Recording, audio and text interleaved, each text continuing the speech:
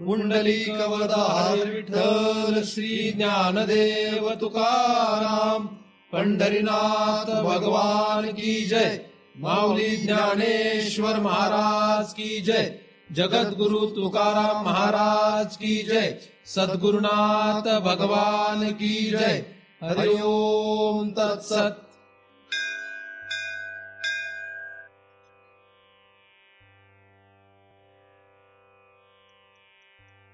ध्यान मूलम गुरुमूर्ती, पूजा मूलम गुरुपदम, मंत्र मूलम गुरुर्वाक्यम, मुक्ती मूलम गुरु कृपा।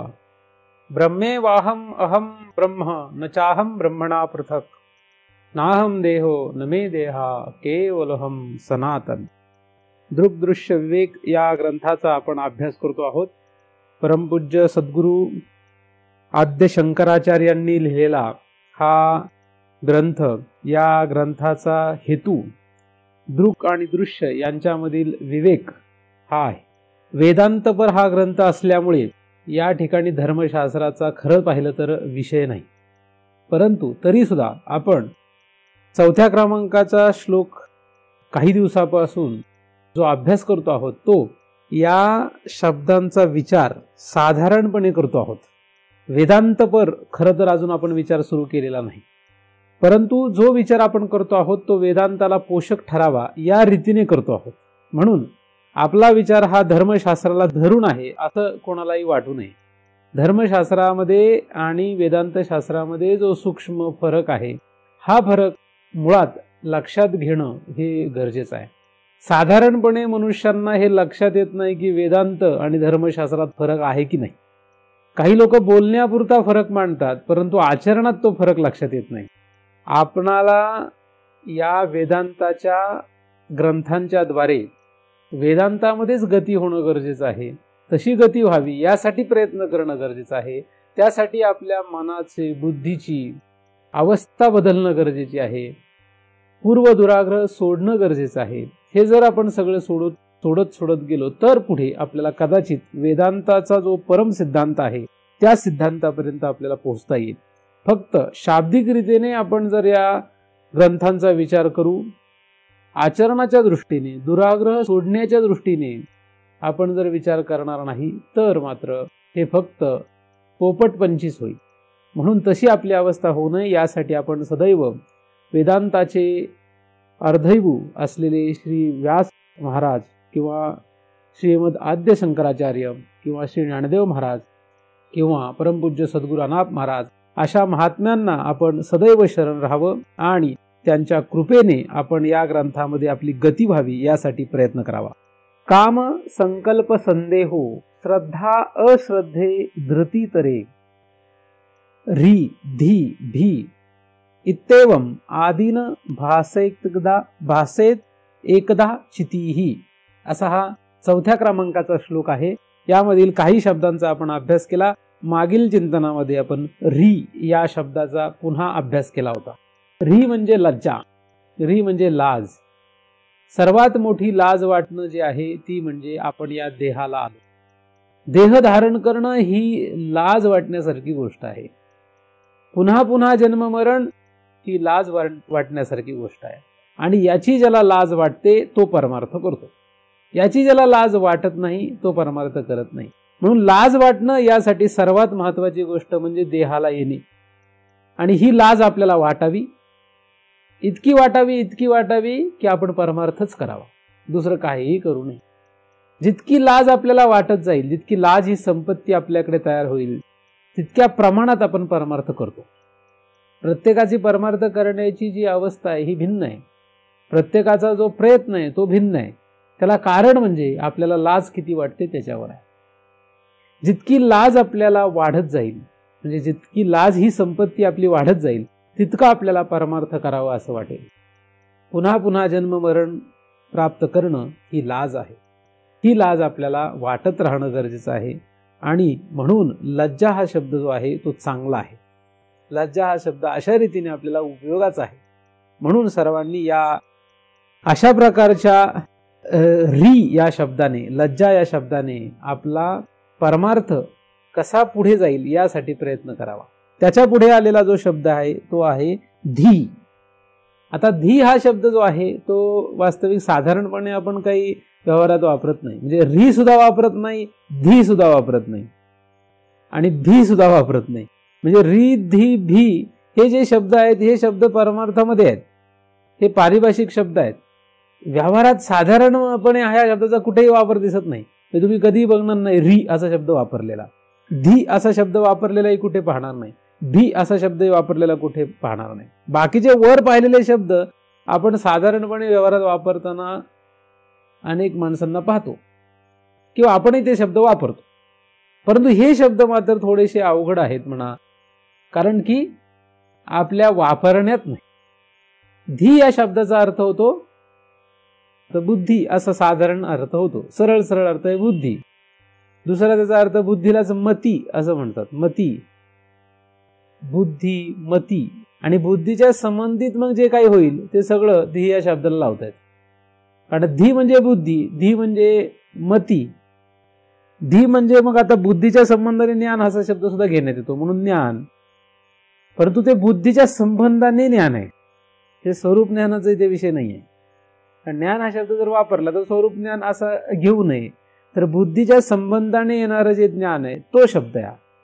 म्हणून धी म्हणजे बुद्धी, धी म्हणजे मती, धी म्हणजे मग बुद्धीच्या संबंधित जे काय असेल ते, म्हणजे जाणीव, जाणणं, जाणीव म्हणण्यापेक्षा जाणणं, जाणण्याची प्रक्रिया, किंवा मग त्याच्या पुढे बुद्धीला संबंधित ज्ञान जे असतील ते ज्ञान. अशा रीतीने धी या शब्दाने जाणणे, बुद्धी, मती, ज्ञान असे अनेक अर्थ तयार होतात.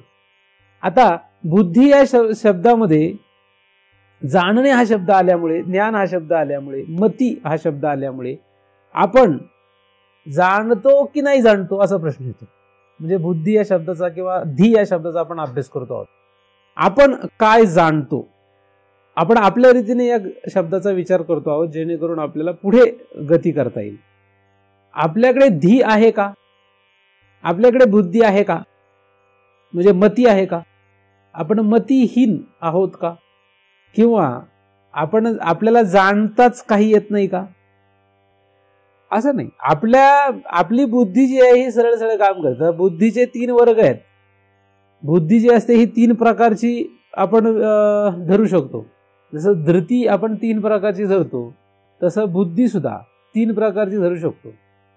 वास्तविक हे प्रत्येक शब्द 3 प्रकारामध्ये मोडतात, कारण की त्रिगुणात्मक जगत असल्यामुळे अख्खं जगतच 3 गुणात बसतं आणि बुद्धी ही त्रिगुणात्मक धरता येते. म्हणजे चांगली बुद्धी, वाईट बुद्धी आणि मध्यम बुद्धी, किंवा तामसी बुद्धी, राजसी बुद्धी, सात्विक बुद्धी. राजसी जाणणं, तामसी जाणणं आणि सात्विक जाणणं असं होऊ शकतं, किंवा राजसी मती, तामसी मती आणि सात्विक मती अशी 3 प्रकारची धी होऊ शकते.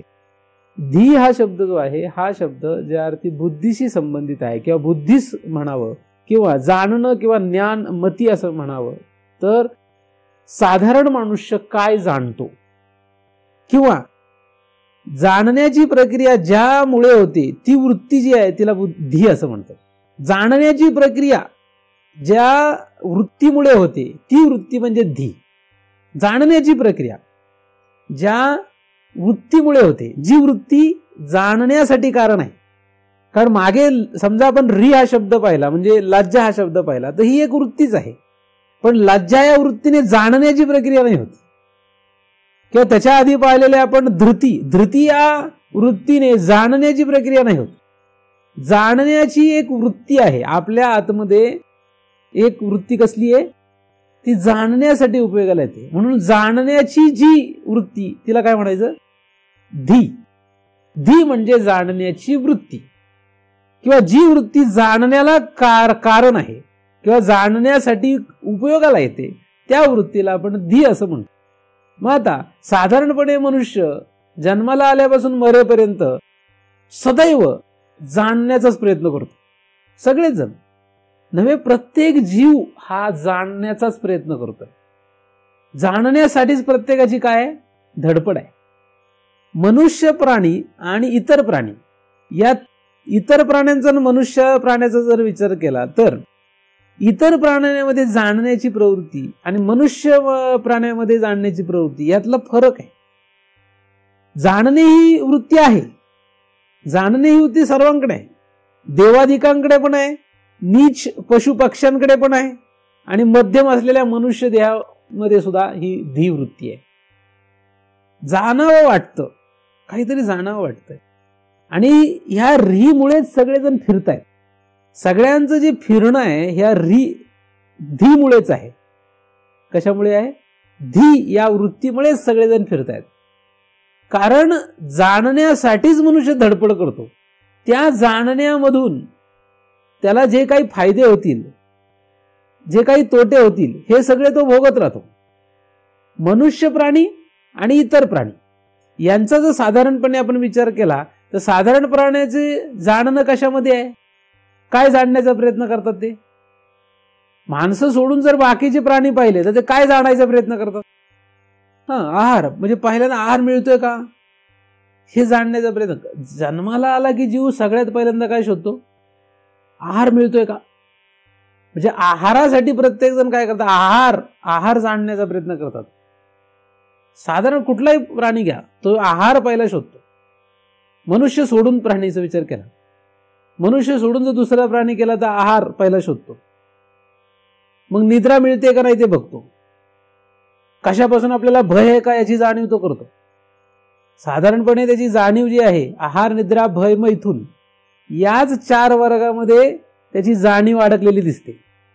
त्याची धी जी आहे ती कशात अडकली आहे? आहार, निद्रा, भय, मैथुन याच 4 गोष्टींमध्ये त्याची जाणीव अडकली, त्याची वृत्ती धी अडकलेली आहे.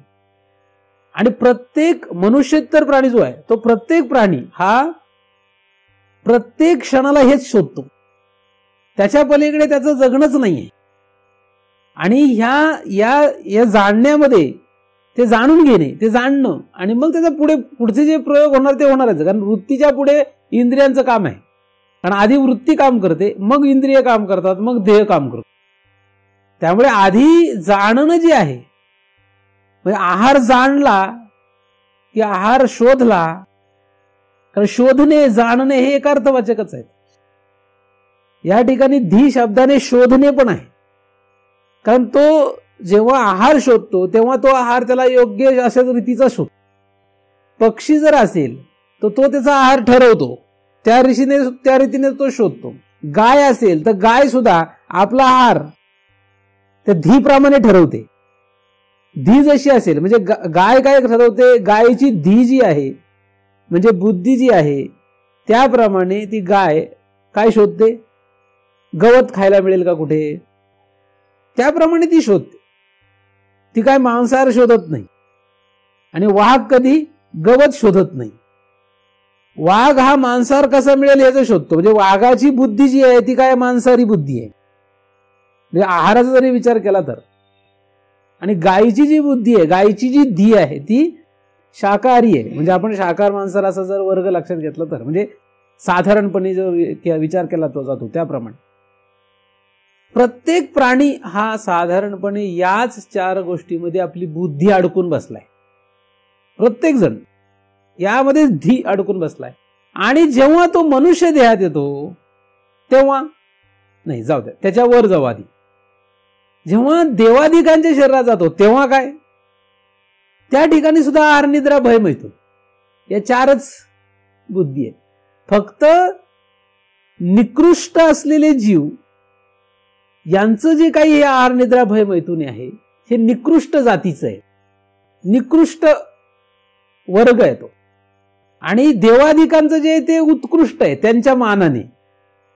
त्यांचा आहार, निद्रा, भय, मैथुन हे वेगळ्या पद्धतीचे, वेगळ्या वर्गाचे आहेत आणि यांचे वेगळ्या वर्गाचे आहेत. मग त्यांचे चांगल्या प्रकारचे धरा, यांचे वाईट प्रकारचे धरा. आता चांगलं वाईट कसं म्हणावं? उदाहरणार्थ गंध हा जर विषय घेतला तर त्यांचा ते सुगंधित भोग घेतात, सुगंधाचा ते भोग घेतात आणि हे दुर्गंधाचा भोग घेतात. म्हणजे डुकराला जर म्हटलं तुला चांगलं खायला देतो तर खाणार नाही, ते तर खाईल. माशीला म्हटलं तू घाणीवर बसू नको तर बसणार का नाही बसणार? ती बसणारच. तिला तोच गंध आवडतो, तिला तेच रसना इंद्रियाने खावा वाटतं. म्हणजे हाही जीव आणि तोही जीव, तो जीव सुगंधित आणि हा दुर्गंधित अडकलेला आहे. हा फरक लक्षात घ्या. आहे दोघंही समानच, दोघंही समान आहेत. तुम्ही म्हणाल देवाधिक श्रेष्ठ चांगले आहेत, नाही, फक्त विरुद्ध आहे त्यांच्या. म्हणजे याला दुर्गंधीयुक्त भोग आहे आणि त्याला सुगंधयुक्त भोग आहेत, एवढाच फरक आहे. सगळं आहार निद्रा भय मैथून सगळ्याला तोच नियम आहे. मी फक्त उदाहरण म्हणून तुम्हाला हा विषय सांगितला. म्हणजे दोघांच्या मध्ये धीच्या दृष्टीने विचार केला तर काही फरक नाही. एखादा गवत खातो, एखादा पशु गवत खातो आणि एखादा पशु मांस खातो. त्याच्या आहारात जरी बदल दिसला तरी सुद्धा धी मात्र खाण्याचीच आहे. धी ही खाण्याचीच आहे. म्हणजे वृत्ती त्यांची काय, आहार शोधण्याचीच आहे. म्हणजे एखादा गवत शोधतो आणि एखादा मांसाहार शोधतो. म्हणजे धी कसली आहे, दोघांची समानच आहे. साधारण पशु पक्षी आणि उच्च असलेले देवाधिक या दोघांमध्ये वृत्ती जर विचार करण्यात आली तर दोघांचीही वृत्ती याच पदार्थांना जाणण्यासाठी प्रयत्न करते. देवाधिकांना सुद्धा आहार निद्रा भय मैथून या प्रत्येकाचा अभ्यास आता सांगण्याची वेळ नाही खरं, परंतु या त्यांना पण हे सगळं आहे आणि यांना पण ते सगळं आहे. आता हे दोन वर्ग अशा प्रकारचे आहेत, विचित्र वर्ग आहेत. हे विचित्र वर्ग काय आहेत, कारण यांना ह्याच्या पलीकडे अक्कल नाही, म्हणजे बुद्धी नाही, म्हणजे धी नाही. या दोघांनाही ह्याच्या पलीकडे धीच नाही. धी म्हणजे अक्कल. धी म्हणजे काय, कुत्र्याला अक्कल असते का? लोक म्हणतात नाही, असते. कसली अक्कल असते? कुत्र्याला कसली अक्कल असते? त्याची अक्कल काय असते? मांजराला अक्कल असते का? असते. नाही म्हणतच नाही मी, पण कसली असते? अक्कल आहे म्हणजे धी आहे, पण कसली आहे? डुकराला अक्कल आहे पण कसली आहे? त्याला विष्ठा खाण्याची अक्कल आहे. गोडधोड पदार्थ ते खाऊ शकत नाही. गाईला गवत खाण्याची अक्कल आहे. हिंस्त्र पशूंना मांस खाण्याची अक्कल आहे. अक्कल त्यांची एवढीच आहे, हीच अक्कल आहे. भय सगळ्यांना आहे. सिंहाला भय आहे का? आता पशूंमध्ये सर्वश्रेष्ठ सिंह आहे. तो त्याच्या जातीच्या पशु पक्ष्यांना घाबरत नाही, पण तो माणसाला घाबरतो. सिंहाला माणसाची भीती आहे. सिंह बाकी कोणाला घाबरत नाही. कोणाला घाबरतो? तो माणसाला घाबरतो. म्हणजे भय म्हणजे तो त्या भयाची सुद्धा त्याला काय जाणीव आहे. त्याच्याकडे धी आहे का नाही, त्याला अक्कल आहे की लांडगा आला, कोल्हा आला, वाघ आला आणि माणूस आला तर कुठल्या वेळेस घाबरावं. सिंह कधी घाबरतो?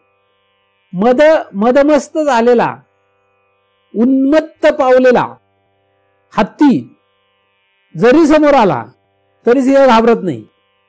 मग तुम्ही मला सिंहाकडे भय नावाची वृत्ती नाही किंवा भयाची जाणीव त्याला नाही असं नाही.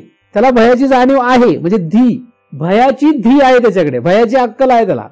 पण कधी घाबरावं ही सुद्धा त्याच्याकडे बुद्धी आहे. कधी घाबरतो? बंदूक घेऊन एखादा जर समोर मनुष्य उभा राहिला सिंहाच्या, तर सिंह काय म्हणतो का आता ह्याला खाऊन टाकेल, नाही तो पळून जाईल सिंह, त्याला जर बंदूक माहित असेल तर. नाही तर एखादी गोळी जर घातली, त्याला एखादी गोळी लागली तर पळून जाईल. कदाचित आधी घाबरला नाही तरी सुद्धा एखादी गोळी लागली की मग पळून जाईल. प्रत्येक प्राण्याला अक्कल आहे, पण अक्कल जी असते ती काय म्हणते, ह्याची अक्कल इकडे काही चालत नाही, याची काही तिकडे चालत नाही. म्हणजे अक्कल कुठे चालते, म्हणजे धी कुठे चालते हे महत्वाचं आहे. यांची धी फक्त 4च गोष्टीत चालते. कोणाची? पशुपक्ष्यांची धी कुठे चालते? फक्त 4च गोष्टीत चालते. आहार निद्रा भय मैथून, एवढ्याच 4 गोष्टीमध्ये पशुपक्ष्यांची बुद्धी चालते. त्याच्या पलीकडे त्यांची बुद्धी चालणार नाही. असं कधी बघितलं का? कुत्रा म्हटलं की ज्ञानेश्वरी वाचायला द्या मला, नाही तर मी रामनाम जपत बसतो, असा कुठला कुत्रा म्हटलेला आहे? मांजर म्हटलंय कधी? तुम्ही किंवा प्रवचनाला बसले आणि कुत्रा पण येऊन बसला प्रवचनाला आणि ऐकत बसला, असं कधी झालंय? कधी सापडणार नाही तुम्हाला कुठेच. तो पण जीव आहे ना, तुम्ही जशी जीव आहे तशी तो पण जीव आहे. आता एखादा कुत्रा ध्यानाला बसलाय, असं कधी बघितलंय?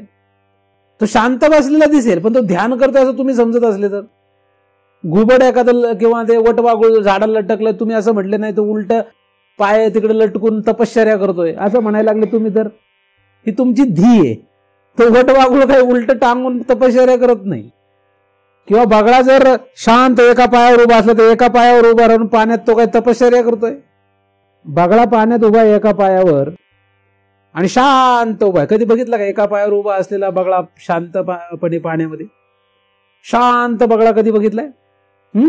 बघितलंय का नाही? बघितलं नसेल तर कधी तुम्हाला बघण्याचा प्रसंग आला तर फारच चांगली गोष्ट आहे. बगळ्यासारखा शांत, तुम्ही त्याच्याकडे नीट बघितलं तुम्हाला असं वाटेल हा सर्वोत्कृष्ट ध्यान करणारा मोठा साधूच दिसतोय. पण त्याचं लक्ष कशावर असतंय? माशावर. तो मासा बघत होता. बघत ध्यानम म्हणजे ध्यान कोणासारखं असावं तर बगळ्यासारखं असावं असं म्हणतात, असं सुभाषित आहे. मग त्याची बुद्धी काय ध्यानात आहे का? नाही, त्याचं ध्यान वेगळंच आहे. म्हणजे त्याची धी वेगळीच आहे, त्याची धी आहारात आहे. तो काही ध्यान वेगळ्या गोष्टीचं नाही करत आहे, तो याचं ध्यान करतोय. बरोबर की नाही? म्हणून या पशु पक्ष्यांची जी अवस्था आहे यांची जर वृत्ती बघितली तर ही वृत्ती कुठपर्यंत आहे? वृत्ती यांची कुठपर्यंत? चांगल्यात चांगली पशु पक्ष्यांची वृत्ती काय आहे? त्याच्यामध्ये चांगल्यात चांगली काय असेल? जास्तीत जास्त ह्या चार पलीकडे म्हणा किंवा चार मध्ये धरा, जास्तीत जास्त चांगली वृत्ती काय असेल? काय असेल जास्तीत जास्त? कुत्र्यासारखा प्राणी माणसाला जवळ असतो आणि माणसाला संरक्षण देतो किंवा माणसाला थोडासा जवळचा असतो. त्याच्या पलीकडे त्याच्याकडे काय बुद्धी नाही का? कुत्रा जर तुम्ही पाळला तर तुम्हाला तो थोडंसं संरक्षण देतो, याच्या पलीकडे त्याची बुद्धी काय? मांजराला पाळलं तर तुम्हाला संरक्षण मांजर देतच नाही. तुम्ही जर असं म्हटलं उंदरं खाल्ली की आमची, ते तिचा आहाराची बुद्धी आहे तिची, ते काय तुमचे उंदरं संपवण्यासाठी ते राहत नाही. कुत्रा एखादा असं धरू शकतो की तो कुत्रा काय करेल, माणसाला जरा जागृत करतो भुंकून वगैरे. कोल्हे लांडगे हे सुद्धा थोडेसे माणसाला जागृत करतात. चोर आले तर कोल्हे कुई करतात. तुमच्या परिसरात जर चोर आले तर कोल्हे काय करतात? ओरडून तुम्हाला जागृत करतात. किंवा काही अशुभ घटना घडणार असेल तर कोल्हे अशुभ काही घटना, वातावरणात काही अशुभ घडणार असेल तर त्या कोल्ह्यांना लवकर कळतं, तो सेन्स होतं, मग ते ओरडून सांगतात, है की नाही? पण आता कोल्हा तुम्हाला जागृत करायला सांगतो असं तुम्ही जर म्हटले किंवा पक्ष्यांनी चिवचिवाट सुरू केला तर तुम्ही म्हटले साप दिसला म्हणून आपल्याला जागृत करायला पक्ष्यांनी चिवचिवाट केला तर नाही. त्या पक्ष्यांना भीती असते की हा साप आपल्या पक्ष्यांना बाकीच्या पिल्लांना खाईल म्हणून ते चिवचिवाट करतात, किंवा अंडी खाऊन टाकेल म्हणून चिवचिवाट करतात. यांच्याकडे काही बुद्धी नाही, यांची बुद्धी फक्त चारच गोष्टीत आहे. म्हणून पशु पक्षी नीच कॅटेगरी. पशु पक्षी वृक्ष हे सगळे कसले आहेत? यांची बुद्धी कुठली आहे? झाडाला तर काय बुद्धी आहे? वाढण्याशिवाय काय बुद्धी आहे? आता आपण म्हणतो ठीक आहे झाडाने आपल्याला सावली दिली, आपल्याला सावली देण्यासाठी झाड जन्माला आलं का? झाडाने आपल्याला फळ दिलं, झाड परोपकारी आहे, मान्य आहे परोपकारी, पण ते आपल्यावर परोपकार करावे म्हणून झाडाला फळ येतात काय? आपल्यावर उपकार करावेत म्हणून झाडाला सावली असते काय? आपण म्हणतो की झाड म्हणजे साधू संत पण सांगतात की झाड किती श्रेष्ठ आहे नाही का? फळं देतं, सावली देतं, स्वतः उन्हात उभं राहतं. वृक्षवल्ली आम्हा सोयरी. ज्ञानदेवांनी असं म्हटलेलं आहे की झाड हे किती श्रेष्ठ आहे, तर येणाऱ्या जाणाऱ्या वाट सरूनला आसरा देतं, सावली देतं, फूल फळ देतं, कुठली अपेक्षा स्वतः ठेवत नाही. ते एखाद्याने लावलं तरी झाड लावणाऱ्यालाही झाड सावली देतं आणि तोडणाऱ्यालाही सावली देतं, फळ देतं, फूल देतं. किती परोपकारी आहे. आता त्याचे नीट विचार केला तर परोपकार वगैरे काहीच नाही, त्याच्या भोगाने ते भोगतं. हे आपण खातो त्याचे फळ ना भात, ती गोष्ट आहेच, त्यात काही वाद नाही. आपण आपली बुद्धी लावून शोधतो. धोत्र्याची फळं काही कोणी खात नाही का? फळं झाडाला येतात आणि फळं खायचीच ठरले तर धोत्र्याची फळं कोणी खातं? नाही खात, कारण माहिती आहे धोत्र्याचे फळ खाल्ले तर विषारी असतात. आणि सुगंध घ्यायचा फुलांचा म्हटलं तर काय धोत्र्याच्या फुलाचा सुगंध कोणी घेत नाही, कारण विषारी फुल आहे ते पण, नाही का? दूध प्यायचंच ठरलं तर गाईचं दूध पितील लोक, फार झालं तर म्हशीचं पितील, उंटिणीचं पितील, बकरीचं पितील, पण रुईच्या झाडाचं दूध कोणी पित नाही, नाही का? औषधात वापरतात ते वेगळं कारणाने वापरतात. धोत्रा पण औषधात वापरतात, पण म्हणून काय तो पिणार का रोज कोणी? रोज रुईचं दूध काढलं आणि प्यायला लागला असं कधी बघितलंय? किंवा दुधी गवत घेतलं आणि रोज दूध काढून प्यायला लागला असं होईल का कधी? एवढी बुद्धी चालते लोकांची, एवढी अक्कल आहे. तर पशु पक्षी झाडं ही जी आहेत ही आपल्या बुद्धीने, आपल्या धीने, फक्त म्हणजे झाडाला सुद्धा बुद्धी आहे का? धी आहे का? हो, त्याला सुद्धा धी आहे. तुम्ही म्हणाल झाडाला धी कशी काय असेल? हो, तुम्ही बघा, झाडाला त्याचं अन्न पाणी शोधायचं. झाडाचं अन्न पाणी काय? एक तर पाणी, अन्नामध्ये त्याला सूर्यप्रकाश लागतो, नाही का? म्हणजे झाड अन्न पाणी काय घेतं? जमिनीमध्ये असलेले नायट्रोजन, प्रोटॉन्स, न्यूट्रॉन्स जे काय असतील, काय ते आपल्याला माहित नाही रासायनिक घटक, पण नायट्रोजन, हायड्रोजन, कुठले जे काय असतील हे सगळे घटक तो जमिनीतून घेतो. हवेतून हवा म्हणजे ऑक्सिजन, कार्बन डायऑक्साईड यांचा उपयोग करतो. पाणी घेतो, अजून सूर्यप्रकाश घेतो. तुम्ही झाड असं बाजूला घरात आणून ठेवा आणि थोडासा खिडकीतून कुठेतरी उजेड दिसू द्या, ते झाड काय करतं? बाहेर जातं वाढत, सूर्यप्रकाश दिसेल. म्हणजे त्याच्याकडे बुद्धी आहे, त्याला अक्कल आहे कुठं वाढावं. अंधारात झाड वाढत नाही नीट, सूर्यप्रकाशाच्या दिशेने जातं ते वाढत. म्हणजे खिडकीच्या थोडंसं बाजूला झाड ठेवलं तर झाड आपोआप असं वाढत वाकडं होऊन बाहेर जाईल, एवढी त्याच्याकडे अक्कल आहे. तुमच्या इतकी अक्कल नाही, पण तेवढी अक्कल आहे त्याला सूर्यप्रकाशाच्या दिशेने जाण्याची. म्हणजे सगळ्यांनाच अक्कल आहे, धी सगळ्यांनाच आहे. प्रत्येक जीवाला धी आहे आणि झाड एक जीव आहे. झाड हा काय? जीव आहे. तर अशी या नीच कॅटेगरीच्या लोकांची, जीवांची, लोकांची नाही जीवांची स्थिती आहे. उच्च देवादिकांची त्यांची अशी स्थिती आहे. फक्त याच्याच विरुद्ध, म्हणजे यांना दुर्गंध आवडतो, त्यांना सुगंध आवडतो. यांना कुरूपता आवडते, त्यांना स्वरूपता आवडते, म्हणजे त्यांना चांगलं आवडतं. हे सगळे बेढप असतात, ते सगळे सुरूप असतात. देवादिक शरीर हे अत्यंत तेजस्वी सुरूप असतात. आणि पशु पक्षी, किडे मोकोडे यांचे सगळे कुरूपता असते. कुठलाही तुम्ही पशु पक्षी कुठलाही घ्या, किडा मोकोडा, हे सगळे कुरूप कॅटेगरी आहे. आणि देवादिक हे सगळे दिव्य तेजस्वी कॅटेगरी आहेत, पण आहेत जीवच. आणि म्हणून आपल्याला त्यांच्याविषयी आकर्षण आहे. काय? आपल्याला आकर्षण आहे त्यांच्याविषयी. आपल्याला आकर्षण देवादिकांविषयी असण्याचं कारण काय? आता जर एखादा गंधर्व इथं प्रगट झाला तेजस्वी, त्याच्या शरीरातून चमक दिसायला लागली तुम्हाला, ते बोलले महाराज नंतर बघू, दर शुक्रवार येतात. आता गंधर्वाचे काय सांगतात बघूया. गंधर्व जर म्हटलं मी पण प्रवचन सुरू करणार आहे, तर तुम्ही म्हणाल महाराज तुम्ही टायमिंग बदला. मी म्हटलं नाही, टायमिंग हाच राहणार. वेळ बदला, दिवस बदला, हाच राहणार. तो पण म्हटला हाच राहणार. तर तुम्ही म्हणाले महाराजाचे काही घेणं नाही, चला तिकडे. गंधर्व तेजस्वी आहे. गंधर्व नावाचे देवादिकांची कॅटेगरीमध्ये एक गंधर्व येतात. म्हणजे मी हे सांगतोय फक्त गंमत म्हणून, हसण्यासाठी नव्हे, हे तथ्य सांगतोय. हे लोक ते परलोक सगळ्यांविषयी उदासीनता यायला पाहिजे. आणि हे विवेकाने येते, कारण विवेकाने वैराग्य येतं. तुम्ही जर त्यांच्याविषयी आकर्षण धरून बसलेले असेल तर तुमची बुद्धी, अक्कल काय, तुमची अक्कल काय झाली आहे? आऊट झालेली आहे. अक्कल नाहीये तुम्हाला. आऊट झाली म्हणण्यापेक्षा काय झाली? तुम्हाला अक्कल नाहीये. देवादिकांचं आकर्षण आहे का तुम्हाला? पण आता ज्यांना किडे मोकोड्याचं आकर्षण आहे त्याचं तर काहीच खरं नाही. काहींना कुत्री आवडतात. आता कुत्रे काही आवडण्याची वस्तू आहे. काहींना मांजरं आवडतात, काहींना डुकरं पण आवडतात. आता काही आवडण्याच्या वस्तू आहेत. तुमच्या उपयोगासाठी तुम्ही त्यांना वापरता, ही तुमची अक्कल इथपर्यंत चांगली आहे. म्हणजे झाडाचा उपयोग तुम्हाला उपयोग होतो म्हणून तुम्ही करता, एवढी अक्कल चांगली. पण तुम्हाला ती आवडू लागली तर नीच योनीची तुम्हाला आवड आहे, हे चांगली गोष्ट आहे का? ही तुमची धी आहे का? ही तुमचं ज्ञान आहे? एखादा म्हणतो मला गुलाबाचं झाड फार आवडतं, एखादा म्हणतो नाही मला जाईजुईचे फार आवडतं, एखादा म्हणतो मला मोगऱ्याचं आवडतं, एखादा म्हणतो नाही भाऊ मला तर आंब्याची झाडं आवडतात. आता हे काय आवडण्याचे वस्तू आहेत का ह्या? आवडण्याच्या वस्तू आहेत ह्या? एखाद्याला आंब्याचं झाड फारच आवडत असेल तर पुढच्या योनीत तो आंब्याचं झाड होईल. एकाला कुत्र्याची फार आवड आहे तर तो पुढच्या जन्मात कुत्राच होईल. कारण जशी आवड असेल, जशी धी असते तशी गती होते पुढे. म्हणून निकृष्ट जातीच्या जीवांविषयी आवड ठेवू नका. एवढी धी म्हणजे एवढी अक्कल येऊ द्या. धी मध्ये बदल पाहिजे, हे की नाही? वापरासाठी ठीक आहे, कशाची आवड होईल आणि कशाच्या जन्माला जावं लागेल सांगता येत नाही. हे तुम्हाला अनेक उदाहरणामध्ये, पुराणांमध्ये तुम्हाला माहितच आहे, हे की नाही? का नाही? म्हणून निकृष्ट कॅटेगरीच्या जीवांची आवड, जाणीव, बुद्धी होऊ नये, धी होऊ नये. मग उच्च, अरे उच्च तर फक्त याच्या विरुद्ध आहे. तुम्हाला सांगितलं हे दुर्गंधयुक्त आहेत, हे कुरूप आहेत, ते सुरूप आहेत आणि ते सुगंधित आहेत, असं धरा. म्हणजे विरुद्ध आहेत. फक्त इकडे जे आहे त्याच्या अगदी विरुद्ध ते आहेत. पण आहे त्यांची सुद्धा अक्कल कुठपर्यंत? आहार निद्रा भय मैथून, ह्याच्या पलीकडे अक्कल नाही. म्हणून त्यांचं सुद्धा खंडन शास्त्रामध्ये अनेक रीतीने वेगवेगळ्या रीतीने केलेलं आहे.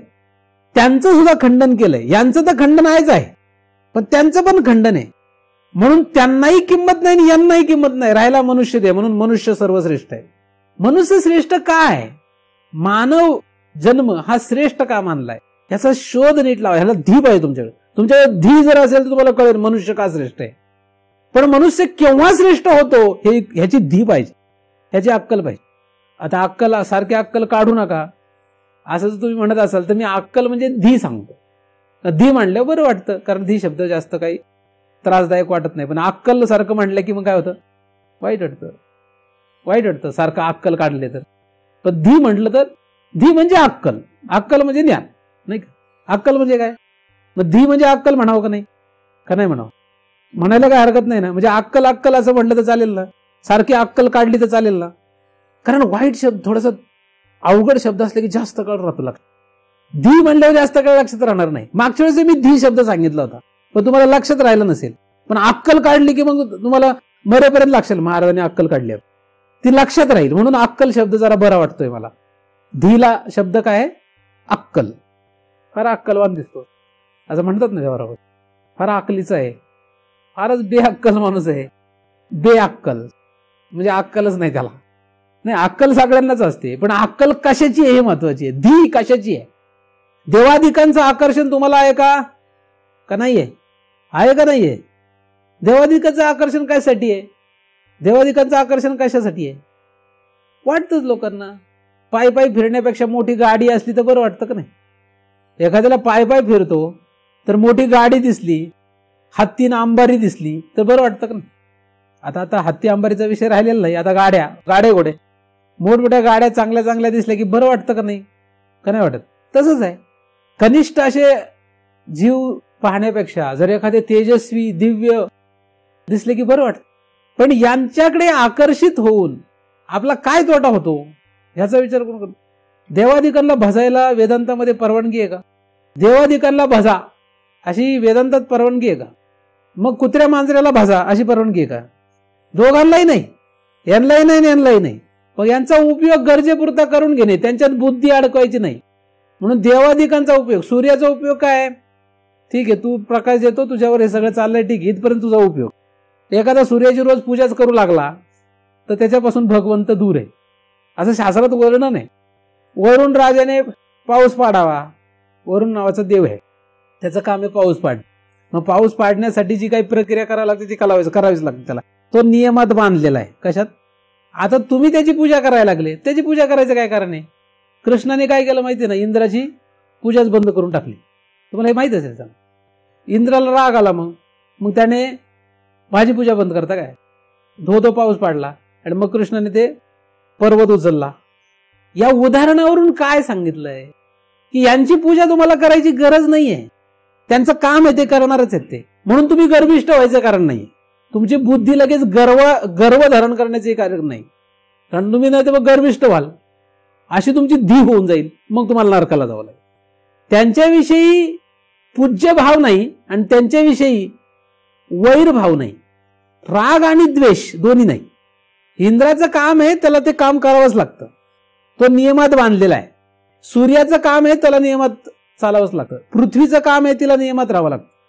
प्रत्येक जीव हा आपापल्या कर्मानुसार नियमात बांधलेला आहे.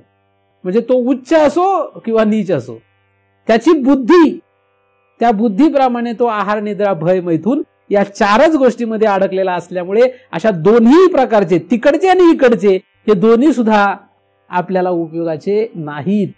म्हणून यांच्या नादी लागू नका, यांच्या लोकालाही जाऊ नका. मला सिंह फार आवडतो म्हणून जंगलात जाऊन मी सिंहाच्या गुहेत आज झोपणार आहे असं जर एखादा म्हटलं तर, मला सिंह फार आवडतो म्हणून सिंहाच्या खोलीत जाऊन झोपावं, म्हणजे गुहेत झोपावं काय? नाही. मला साप फार आवडतात म्हणून सापाच्या बेड्यात जाऊन झोपेल काय? किंवा सापाच्या सोबतच राहील का? राहावं का? कोंबड्या फार आवडतात म्हणून कोंबड्याच्या खोरड्यातच झोपणार का जाऊन? असं करावं काय? मग तसं देवादिक आवडतात, स्वर्ग आवडतं म्हणून इंद्राच्या घरात जाऊन राहायचं काय? करतात लोक इंद्राच्या घरात जाऊन राहायचं काय? विष्णू लोक आवडतं म्हणून वैकुंठाला जाऊन राहायचं काय? मला शंकर फार आवडतो म्हणून कैलास लोकाला जायचा प्रयत्न करावा काय? करतात लोक. म्हणून सांग, उत्कृष्ट लोकाला जाण्याचा प्रयत्नही करतात आणि निकृष्ट लोकाला जाण्याचाही प्रयत्न करतात. ही त्यांची बुद्धी आहे, ही त्यांची अक्कल आहे. हा मनुष्याचा विचार आहे. आता सध्या मनुष्याची जी अक्कल आहे ती काय आहे? मनुष्य हा मध्यस्थितीवर आहे. काही मनुष्यांची बुद्धी म्हणजे अक्कल नीच शरीरात जाण्याची आहे आणि काहींची अक्कल उच्च लोकाला जाण्याची आहे. नीच लोकाला तर जाऊ नका हे सगळ्यांनाच कळतंय, पण कळत जरी असलं तर त्यांची वृत्ती काय आहे? माणसाला लोक कुरवाळणार नाहीत इतकी कुत्र्या मांजऱ्याला कुरवाळतात. त्यांची अक्कल काय? कुत्र्या मांजऱ्याला जेवढं खायला घ्यायला लागतंय तेवढं खायला एखाद्या गरीब पोराला दिलं तर ते जगल. माणूस धर्म पहिलाय का प्राणी दया पहिली आहे? काय असावं पहिलं? म्हणजे साधारण विचार सांगतो मी, परमार्थ नाही सांगत सध्या. म्हणजे हा विचार परमार्थातला नव्हे, पण उदाहरणासाठी सांगतो. तुम्ही कुत्र्यावर एवढा खर्च करतात की तेवढ्या पैशामध्ये एक मुलगा जन्मल्यापासून मरेपर्यंतचं सगळं त्याचं व्यवस्था होऊ शकते. एवढा खर्च एका कुत्र्यावर करतात. यांची अक्कल काय आहे ते सांग. मनुष्य किती अक्कलवान आहे की नाही? मग यांना कुठं जायचंय? यांना कुत्र्याच्या योनीला जायचंय. कुत्रा, मांजर, डुक्कर, हिंस्त्र पशु, हिंस्त्र प्राणी यांच्या शरीरात जायचे त्यांना. पशु हत्या करतात, मनुष्य हत्या करतात. मनुष्य वध करणे, मनुष्य हत्या करणे, पशु हत्या करणे, ह्या सगळ्या क्रियेने त्यांची रवानगी कुठं होणार? ह्या त्यांच्या आकलेने ते जातील कुठं? मनुष्य वध करणाऱ्याला काय देव म्हणेल आता चला माझ्याजवळ या, माझ्याजवळ राहा येऊन, असं म्हणतील का देव?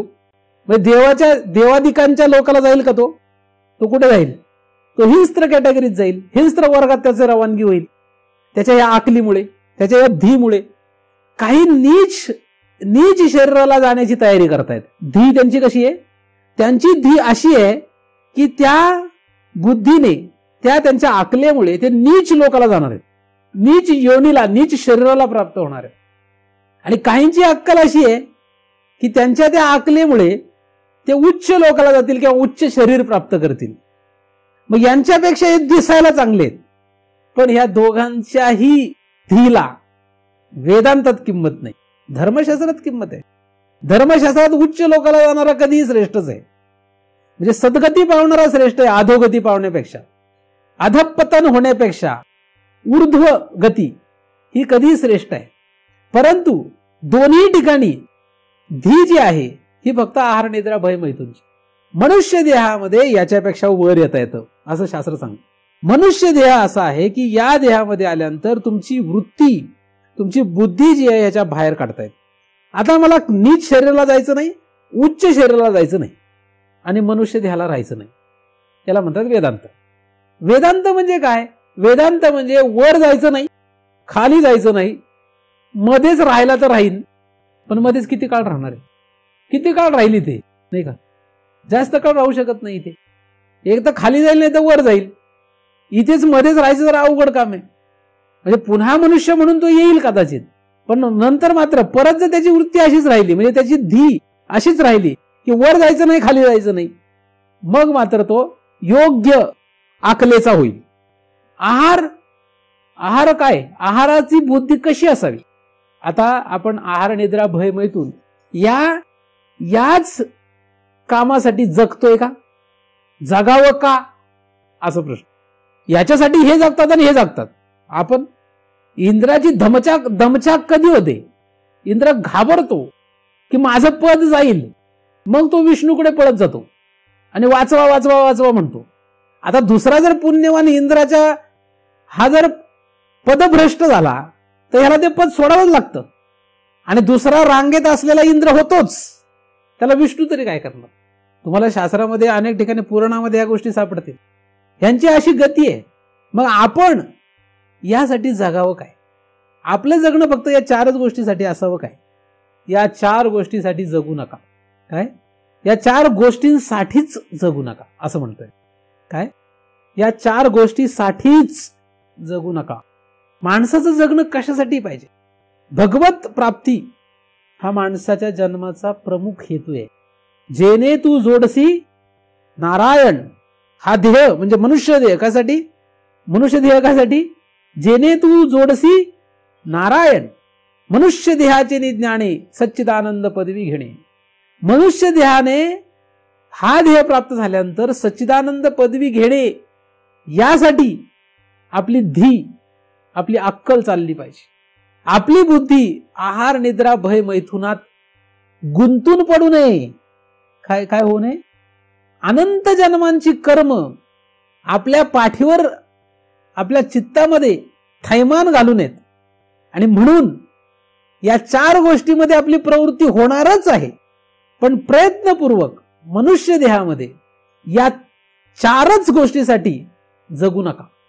बुद्धी बदला. ह्या 4 गोष्टी नाही मिळाल्या चालतील, भुकेने मरावं लागलं तरी चालेल, पण भगवंतासाठी मरा. भगवत प्राप्ती करताना खायला नाही मिळालं चालेल, म्हणजे उपाशीपोटी मरावं लागलं तरी चालेल. आणि हे खेळ कोणाचा आहे? धीचा आहे. हा खेळ कोणाचा आहे? धीचा आहे. तुमची बुद्धी काय आहे? तुमची वृत्ती काय आहे? नाही तर महाराजासोबत गेला गोडधोड खायला मिळतं म्हणून महाराजासोबत राहतो. सप्ताहात गेला म्हटलं मस्तपैकी 2-3 वेळचे खायची प्यायची व्यवस्था होते म्हणून सप्ताह करतो. मंदिरात गेला म्हणजे महाप्रसाद हादडायला मिळतो म्हणून मंदिरात जातो. अशा प्रकारची धी असावी का नसावी? अशा प्रकारची धी ठेवून जगू नका. ते मिळो अथवा न मिळो. म्हणजे महाराजाच्या सोबत राहून जर गोडधोड खायला मिळत असेल ठीक आहे, नसेल तरी ठीक आहे.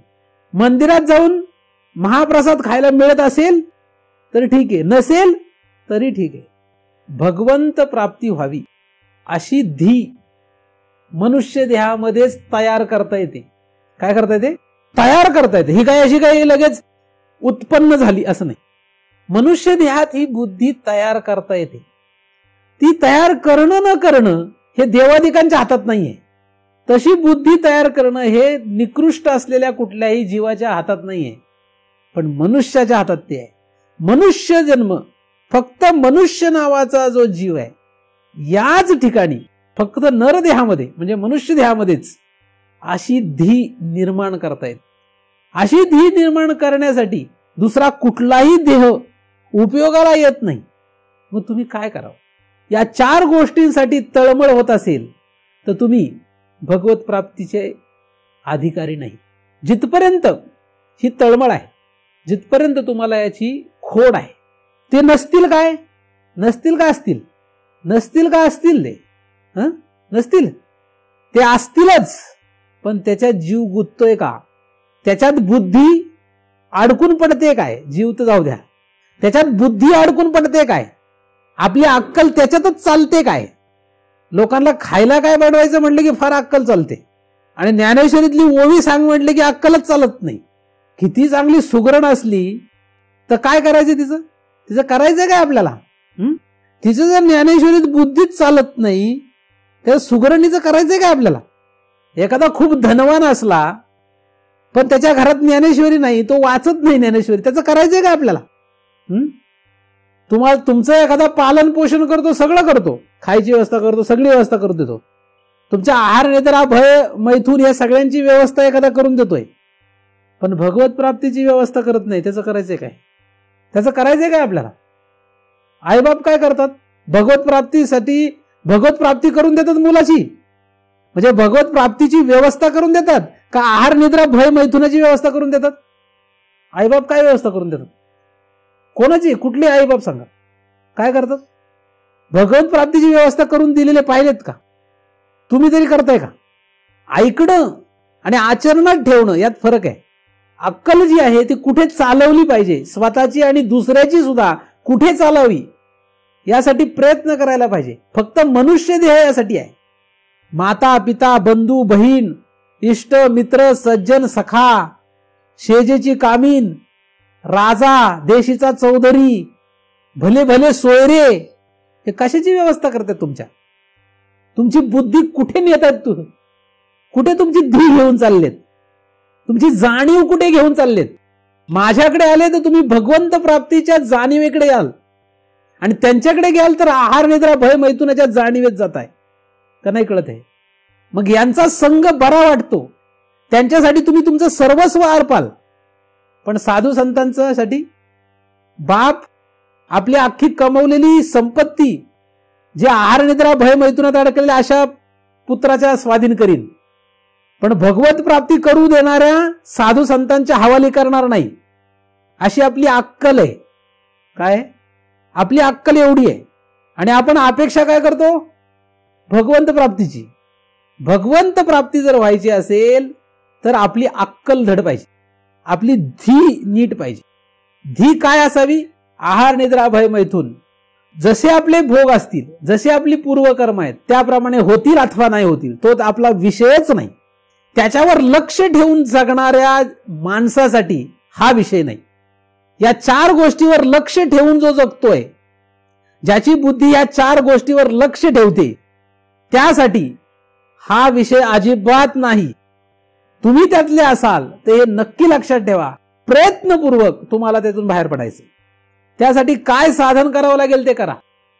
पण आहार निद्रा भय मैथुन यासाठी जर जगत असाल, यासाठी तुमची बुद्धी जर काम करत असेल, यासाठी जर तुमची धी प्रवृत्त होत असेल, तर तुम्हाला आता काय करावं लागेल? हे बदलावं लागेल. हीच ती वेळ आहे, हाच तो जन्म आहे, हेच ते शरीर आहे की ज्या ठिकाणी आल्यानंतर हे बदलण्याची शक्यता आहे. तेवढा अधिकार आपल्याला नारायणाने दिलेला आहे. त्रिलोकाला अधिष्ठान असलेला जो देव आहे त्याने हा अधिकार आपल्याला कृपावलोकने दिला. कसा दिलाय? मनुष्य देहाचे ज्ञाने सच्चिदानंद पदवी घेणे एवढा अधिकार नारायणे कृपावलोकने दिला. कृपेने, कृपा म्हणून दिलेला आहे. देवादिकांना दिलेला नाही, निकृष्ट जातीच्या जीवांना दिलेला नाही, या 2 जीवांना हा अधिकार दिलेला नाही, मनुष्य देहाला दिलाय, मनुष्य या जीवाला दिलाय. आणि तीच वेळ आपण पुन्हा एकदा जे वर भोगलं, जे खाली भोगले, त्याच भोगामध्ये आपली बुद्धी ठेवून आपण जर वेळ वाया घालवत असू तर आपल्यासारखा मूर्ख प्राणी कुठलाच नाही. काही हरकत नाही. असाच मूर्खपणा चालू ठेवाल तर एक तर निकृष्ट किंवा सद्गती. पण तिथून पुढा हे लाजीरवाणे जिणे, असं ज्ञानदेवांनी काय सांगू, हे लाजीरवाणे दीक्षितांचे जिणे अशा ओव्या लिहिलेल्या आहेत की त्यांचे लाजीरवाणं जगणं काय सांगू तुम्हाला मी. कारण एखाद्याला त्याची आवड असते म्हणून त्यांनी सांगून ठेवलंय. तेतम भुक्त्वा स्वर्ग लोकम विशालम क्षिणे पुण्य मर्त्य लोकम विशंती. म्हणून इकडे आणि तिकडे हाल शिवाय काही नाही. मनुष्य देह हा फक्त जागा होण्याचा देह आहे. उठा जागे व्हाऱ्यात. फक्त मनुष्य देह हा कशाचा आहे? जागा होण्याचा आहे. यावेळेस जर तुम्ही जागे झाले, तुमची धी म्हणजे तुमची अक्कल बदलली तर उपयोगाला येईल. मी असं म्हणत नाही की तुम्ही एकदम 100% लगेच बदलून गेले, असं होणार नाही. पण ही अक्कल बदलता येणं शक्य आहे. कारण फक्त मनुष्य देहातच हे शक्य आहे असं साधू संत सांगतात. नाही मला जमत नाही, मला शक्य नाही. मग कधी करशील? मला जमत नाही, मला जमणार नाही असं मग कधी करणार आहे? मेल्यानंतर? कुत्र्या मांजराच्या देहात गेल्यावर? देवादिकांच्या शरीरात गेल्यावर? तिकडे नाही इकडे नाही, या 2 ठिकाणी नाही, आत्ताच याच देहामध्ये आपल्याला हा विचार करता येईल. याच देहामध्ये आपली बुद्धी आपल्याला अशा रीतीने बदलता येऊ शकते असा साधू संतांचा संदेश आहे. साधू संत असं सांगतात की याच देहामध्ये हे शक्य आहे, याच देही, याच डोळा, फक्त याच ठिकाणी मनुष्य देहातच हे शक्य असल्यामुळे तुम्ही सर्वांनी आपली धी म्हणजे अक्कल बदलावी. जन्माला आल्यानंतर लगेच कळलं का एखाद्या स्त्रीला की कसा स्वयंपाक चांगला करावा? कळलं? जन्माला आली लगेच केलं, लगेच तिला जन्माला आली थोडीशी मोठी झाली लगेच तिने स्वयंपाक करायला सुरुवात केली, असं कळलं? शिकलीच ना ती. म्हणजे अक्कल मिळवली तिने. ती वृत्ती तिने काय केली? तयार केली. मग ही वृत्ती तयार होऊ शकत नाही का? ही अक्कल तयार होऊ शकत नाही का? नाही, त्याला कळणार नाही, तिला कळणार नाही, त्याची वेळ नाही.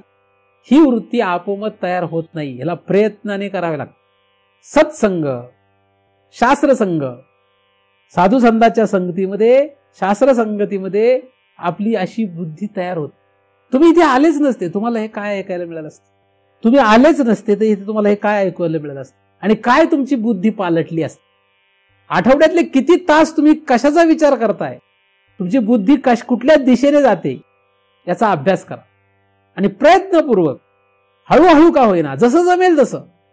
वेग प्रत्येकाचा समान असू शकत, कमी अधिक वेग असेल, परंतु प्रयत्न हाच करा की वृत्ती जी आहे, धी जी आहे, ही भगवत प्राप्तीच्या दिशेने न्यायची.